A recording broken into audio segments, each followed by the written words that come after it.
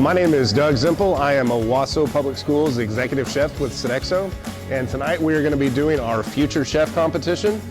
This is a fun night. We love doing this. It's an annual competition that we hold in every single one of the districts that Sodexo is with. But we pick one winner from each of our 9 elementary schools. They get to submit recipes. I pick recipes from a pool, and then they get to come and compete tonight. They get assisted by the kitchen manager from each school, and it's just a whole lot of fun. We get to see what the kids like to create, the smiles on their faces, and we even get to send them home with lots of prizes. So we're really looking forward to tonight.